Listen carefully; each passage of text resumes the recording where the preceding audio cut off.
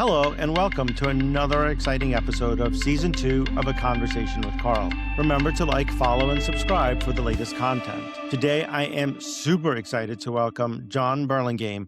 John is the nation's leading writer on the subject of music for films and television. He writes regularly for Variety, as well as many other national news outlets. He's authored 4 books, including the best-selling, award-winning The Music of James Bond. John's latest book, The Music for Prime Time, A History of American Television Themes and Scoring, came out in 2023. Welcome, John Burlingame, to the conversation. Thanks, Carl. It's great to be here. Thank you. So tell me, let's get started. Why did you start writing about theme songs? How did this idea come about? Well, the whole idea really started in the 90s, which I'm sure sounds like ancient history to most people at this point.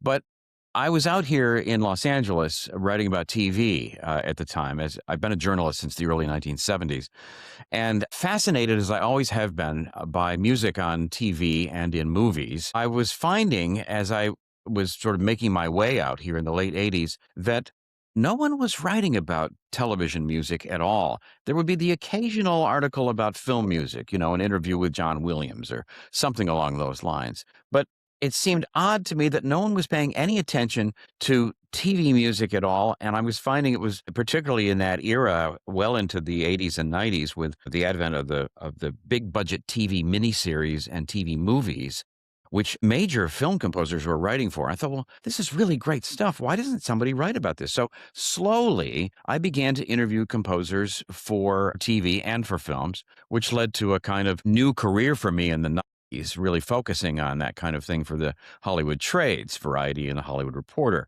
and then occasionally the bigger outlets like the New York Times. So over the period of decades, I found that I had accumulated over 400 interviews with composers who had been active in TV. And I thought, this is really a book. Somebody should really take a look at the entire history of music on TV, most of which is sort of fun TV themes we all remember, and sort of piece it all together. And that was what really spurred me on to write the book. Well, now that you say that, I'm thinking about the Oscars have a category for music. But TV does, the Emmys don't. Actually, there are 7 categories at the Emmys for music. They just don't get on TV. So we don't know about it. Okay. So we don't know about it. That's right.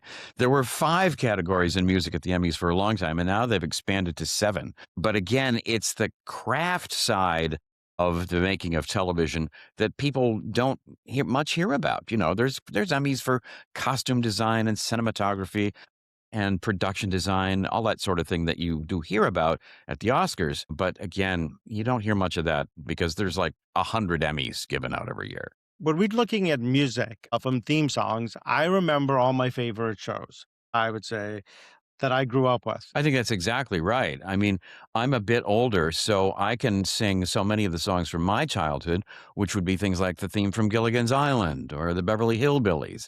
I can hum you The Twilight Zone and I Love Lucy and the themes. Or the horse is a horse, of course. Which is Mr. Ed, of course. And so but it's more than that in the sense that, yes, these are, for us, I think, kind of cultural touchstones, reminders of moments in our lives that we were maybe in a more innocent time when we sort of were growing up with TV and watching a lot of television, particularly those shows that reran a lot. I mean, I think there's nobody who grew up in the 80s or 90s who can't sing the Brady Bunch theme. Maybe not so much for the time it was on the air, but the fact that it was being rerun constantly in the 70s and 80s, and everybody remembers it because people watch that show. But there's a bigger story, I think, in the sense that great music, in addition to the themes we love, great music has been written for TV over the years. It's impossible to remember all of them, but it's interesting to me that Aaron Copland wrote a theme for television. The great jazz artist Dave Brubeck wrote music for TV back in the 60s. Leonard Bernstein. Leonard Bernstein, that's right, exactly. If you think about Richard Rodgers, it's not just Oklahoma and Carousel and The King and I, but Richard Rodgers wrote the music for Victory at Sea, the first great documentary series on television in the 1950s. So at one point or another, practically every great composer active wrote some kind of TV music in the 1950s, 60s, 70s, and beyond. Why do you think they don't get the same recognition? When I was researching for this book. I was surprised when we just talked about Aaron Copland and Leonard Bernstein. I was surprised by that. I think it's because television, really from the very beginning, has been thought of as a throwaway medium where, and let's face it, a lot of television, I think, through the years has been demeaned or dismissed, I think, by the academics, the scholars, and even the critics dismiss much of television as just sort of throwaway and commercial nonsense. But that's not true for everything in television. I mean, I was reminded a couple of weeks ago when Robert Duvall died that maybe his greatest performance was in Lonesome Dove, which was maybe the greatest Western ever made for television in the late 1980s, which, by the way, had an Emmy-winning score, which I can hum to this day, by Basil Polidouris, and won an Emmy, as a matter of fact. So, there's a lot of great material in television, and we can't just dismiss it all as commercial junk. Well, I think a lot of people do. They used to say must-see TV was Thursday night, right? And they want TV to be 7 days a week. You're not going to hit a home run every night, but you will get a lot of good stuff in there. And there is a golden age. There's great shows, and music is really a big part of it. Yeah, that's right. I mean, TV themes tend to fall into sort of two, at least the way we think of them in general, tend to fall into two categories. There are the songs, which we loved, which, as I was saying, from the 60s, it would be things like Gilligan's Island. From the 70s, it might be the Brady Bunch or the Mary Tyler Moore Show. From the 90s, it would be the theme from Friends, for example, which are the songs that we remember. But then there's also the instrumentals like Mission Impossible or The X-Files, or more recently, things like Game of Thrones and Succession, which we, particularly if we were fans of those shows or watched them regularly, they will come instantly to mind. And those themes tended to set a mood or create a kind of atmosphere. You remember when The X-Files was a big hit on Fox in the 1990s. It sort of was a kind of eerie, unsettling kind of mood that sort of puts you in the right frame of mind for the hour you were about to watch. Well, there's different themes. When I was looking at your book, there's the crime show theme, which is completely different to the medical drama, Right. which is That's right.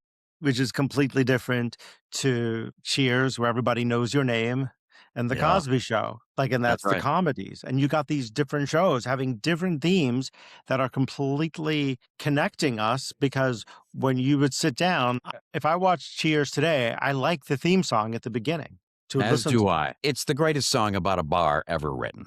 Yeah. And it was, I think, the other element of this, which is, I think, also important, is what are the images behind the music that we're listening to?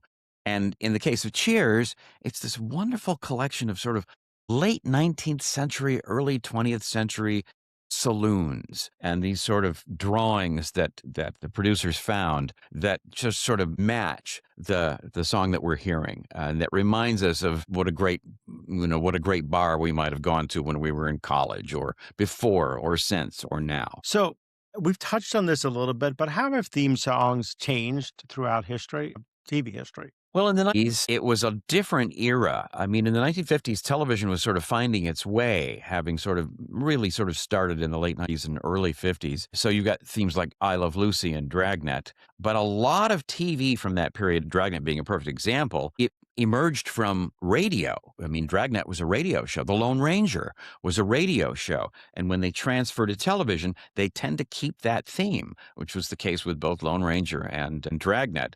I Love Lucy did get an original theme when it went on the air in 51 by a friend of the producers who banged it out in an afternoon thinking, well, this is a pilot that's probably not going to go anywhere. And now, of course, there's nobody that doesn't know da da da da da ya da da. So that was the early days of just sort of television finding its way. By the 60s, making TV was a pretty going concern, a well-organized, well-oiled business, I would say. So you had producers hiring composers who were generally classically trained, knew how to write for an orchestra, although on TV, the orchestras tended to be, as few as 10 players and maybe as many as 22 if you were lucky. Nobody got an 80-piece orchestra back then. But then as we move along, rock and roll enters the picture. So somebody like Mike Post, who comes along in the early 70s with themes like The Rockford Files and The Greatest American Hero, and then moves into the 80s with themes like Hill Street Blues and Magnum PI, and the 90s with Law and Order and NYPD Blue. Mike brought a new sensibility because he came out of rock and roll. He was a guitarist and a rock producer. So that updated the sound from the sort of Leonard Rosenman, who wrote the Combat theme, used to say, "Oh, all TV sounds like is big band stuff from the 40s." And there was a whole period of time where jazz was the leading sort of musical genre with things like Peter Gunn, for example, which was a great jazz theme from Henry Mancini. So, but you move forward in time, and television tends to grow with the times. So, for example, Succession is a fascinating combination of classical piano and hip hop sounds. So I think TV's trying to keep up. Well, that's the image of New York, right? And I think that that's what the TV theme song is. When you're talking about like the Golden Girls, there's a theme song that is still like to this day, everybody will say, "Thank you for being a friend," and everybody knows what you're talking about. Yeah, that's exactly right. And the composer, that was Andrew Gold. And interestingly enough, that theme, which we know so well, again, largely because it's been rerun so much since the Golden Girls was actually on the air, was not written for the show. It was a kind of a throwaway tune on an Andrew Gold album from the 60s that the producers adopted and re-recorded with the new vocalists. And it became, do I dare use the overused word, iconic. Yeah. So if you were to talk about what are the iconic theme songs? I wonder if people think of iconic depending on when they were born and what TV they watched as kids. For me, The Twilight Zone is iconic. That sort of eerie, unsettling do do do do do do do do. I remember growing up, if somebody hummed that theme, whether we were on the playground or in school or something, it meant there's something weird happening here. By comparison, if somebody got sent to the principal's office, somebody invariably at the back of the room would go, da, da, da, da, which was the Dragnet theme, which more or less meant you're in trouble now. Because Dragnet was a cop show where Sergeant Friday was, after the bad guys. So those kinds of things are iconic. But I think when you move forward in time, I think the Cheers theme is certainly iconic. I think that when you get into the 90s, the Friends theme is iconic. I mean, is there anybody who can't sing the Friends theme? Talk about reruns. And then the Seinfeld sound, Exactly. Yeah. And that's interesting. The Seinfeld theme by Jonathan Wolff is interesting because they didn't really know what to do musically when the Seinfeld pilot was made. And so because you'll remember the opening tended to be Jerry Seinfeld's monologue in a club. And so Jonathan Wolff had to sort of carefully pick this sort of slap bass sound and some weird sounds that he made with his own mouth and sort of piece that together around what was happening in Jerry's monologue. So the tune would actually slightly be different every week, depending on what Jerry was talking about and when there would be a sort of brief space between lines. So these kinds of things I find fascinating. I did not know that, and that is fascinating. Let's talk about some of the stories behind some of the creations of like the Dallas. Yeah. So Dallas. So here's a big sprawling landscape. You're in Texas. It's big money. It's big oil. It's grand scale money making. And so Gerald Immel, the composer assigned to do that, thought, well, I need big, strong brass. I need a theme that says power. But it's also the disco era. So in order to sort of keep it kind of hip and modern, there is a kind of guitar playing disco sounds underneath it all. So it's this weird combination of both. Wow. Another iconic one is All in the Family. Another great story. I love this one. This, of course, is a Norman Lear show that dates back to about 1971. Norman Lear and his partner, Bud Yorkin, knew the great Broadway composer, Charles Strauss, the guy who had written Bye Bye Birdie, and would later write the music score for Annie. So Charles Strauss and Lee Adams came up with this song, and the idea was that Archie Bunker and Edith would be seated at the piano and thus playing the song that sort of harkened back to old times. Those were the days. And Charles Strauss told the story that they didn't have much money. So That's Strauss himself playing the piano in the early editions Wow. of All in the Family. But get Carol O'Connor and Gene Stapleton doing that sort of half scream at the end of the song, and it's again iconic. It is. The Jeffersons? Yeah, I like the Jeffersons. I like Good Times. All of these sort of post All in the Family, Norman Lear show, all had memorable theme songs. In the case of the Jeffersons, it's Moving On Up to the East Side. And that, again, is a giveaway that Lear and his producing partners were looking for something that would speak to the audiences that would be watching this show. And so they wanted something that was a little soulful, maybe had a touch of R&B in it, but was also a lyric that would speak to what was going on with George Jefferson and his family, who were moving on up in the economic straits of New York at the time. But when you listen to that, you know exactly what you're in for.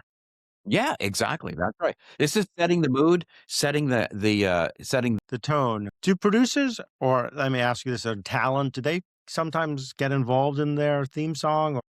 It must be tough with the networks getting involved at times, and all the networks saying we don't like this, and everybody. And how does the creative process work for this? It's so true. The older folks that I was interviewing back in the 80s and 90s were all lamenting what had happened with the television networks over the period of time. Because in the 50s and 60s, the network executives tended to let producers produce. So when Norman Felton put Dr. Kildare and The Man from U.N.C.L.E. on the air in the 1960s, nobody told him who he should hire or what the tone of the theme should be. That changed over the years as network executives got more and more involved. And so today, for example, to get a show on the network, you have to pass muster with network executives. You don't just get a free pass from the producer who's hired you as the composer. Everybody gets involved, and it can be a huge um, it can be a huge deal with too many voices contributing. Do they do market testing for this? Not so much market testing. It tends to be people's opinions. But when you get a powerful producer, as you would get with J.J. Abrams when he did Lost, for example, nobody told J.J. Abrams what he should do at ABC. Yeah. So J.J. Abrams hired Michael Giacchino, with whom he'd had a great run with Alias on the same network. And when Michael Giacchino said, I need a 33-piece orchestra every week on this show, nobody batted an eyelash. Somehow they found the money, and Lost became one of the great scores of the early 2000s. And so there are exceptions to the rule of network interference, shall we say. When I was talking to a friend today about this, doing this interview today, he said to me, The Sopranos, the music played such an important role, and he said they hit it out of the park every time. And you can argue that. I remember when The Sopranos went on the air. This was on HBO, and if I'm not mistaken, it was 1997. But it was startling and groundbreaking from a musical standpoint because the producers did not want a traditional underscore and didn't want to hire anybody to write a theme. But rather, what they did was we would today, I think, call it needle drops. They would put songs into the score, and in particular, the song over the main title was actually by a British rock group. But they would choose their songs carefully and drop them into the drama, into the narrative, always with a kind of understanding of what that might be conveying, sort of deepening, if you will, the drama by adding a musical element, often with lyrics, because these were mostly songs. Very few instrumentals, I think, made it into The Sopranos. But yeah, this was a big deal. The concept actually dates back to Miami Vice in the 90s, because in addition to the Jan Hammer theme, which was itself a hit, and that all-electronic, all-synth underscore, Michael Mann, the producer of Miami Vice, came from movies. And he thought that adding contemporary rock and pop sounds, dropping them along the way into Miami Vice, would again sort of deepen the narrative. And so The Sopranos, I think, took a hint from that. Well, if you're going on a police chase looking for drugs, I don't think music can not play a role in the show. It has to. That's right, exactly. I can remember vividly, frankly, I can remember the 2-hour pilot of Miami Vice used a Phil Collins song, In the Air Tonight. And I can remember that drum fill that Phil Collins plays at the very beginning was just exactly synced to a certain piece of film that was so powerful when you played it. But, that goes back a bit. I don't know how many of your listeners would have watched Miami Vice on the air in the I 80s. Friday night it was on. Friday nights at 9 on NBC, that's Yeah. right. The big question everyone talks about now is AI. Does AI have a role in creating new theme songs, or how's it going to play into this? Let me put it this way. I hope not. I think that one of the great things about the history of TV themes is that, at least up until now, they've been created by savvy composers and songwriters who, in collaboration really with the producers of the show and the creators, today we would call them showrunners, would come up with something that was specific to the show, and very often memorable. The idea that you would be able to bring back every week your viewers with a familiar piece of music that says this is show X. The problem with AI is that it's not that kind of creative individual. AI is good at mimicking something that has come before. So I think where AI will actually play a role in television of the near future is probably in the use of production music for, shall we say, low budget, often independent documentaries and reality shows where you can get away with generic dramatic music. That kind of thing AI can create, and I do fear that could mean the end of the production music business as we know it, which is actually people who make music for this kind of thing. But AI is good at that, and so that may be the future of AI and television scoring. But I don't think it's going to remove the composer from the television equation. I don't think AI can, because I think you always have to be looking forward and AI looks backwards. Yes, that's exactly right. And what you're looking for is something that's not on TV. And as we talked about theme songs, how they've changed from the 70s and 80s, and we were talking about them in themes. They're picking different music to put under. It changes, and you need somebody who knows music and who knows how to tell a story to add the two together, because music is so many times a character in the show. Absolutely. I mean, that's a really good point. And again, what I think gives me hope for the future is that most composers who work in television aren't just writing the theme, they're very often writing the underscore for the week to week, hour by hour episodes that are on television. And you need to be able to talk to someone about what music can add to a particular scene, where it should enter, where it can exit, and the kind of feelings that you want to elicit from the viewers at home. Well, I'm telling you, a computer can't do that. Maybe someday Yeah. beyond all of our lives. But right now, you need a composer who can listen and understand and then create that kind of music that will enhance the product you're Yeah. looking at. What is the future of the theme song for TV? Hopefully endless and infinite. One of the great things about about being able to write this book was the idea that I was immersing myself in all kinds of musical genres from week to week, from the Western to the sitcom to the crime show to the grand scale epic miniseries. I did a chapter here on British television themes that came over here from English TV, things like Downton Abbey, which my wife and I never missed, and whose theme has now gone on to the Downton Abbey movies. So it's a wide open field, and I think smart producers who align themselves with creative and original composers are going to come up with fresh stuff all the time, and I look forward to it so much. As we wrap up, is there anything that I have not asked you that I should have asked you? Oh, I don't think so. I mean, it's so fun to cover this territory. And when you think about it, when you go all the way back to 1949 when the Lone Ranger came on the air, there is so much to talk about in this field. You can go anywhere. And I particularly love the fact that now that we're in an era of streaming television and the networks are sort of slowly fading into the sunset, streaming TV, just as with HBO cable a few years ago, is offering the composer a minute and a half, sometimes 2 minutes for a kind of overture for music at the very beginning. Although I hate that skip intro button, which they Yeah. which they sneak into the corner.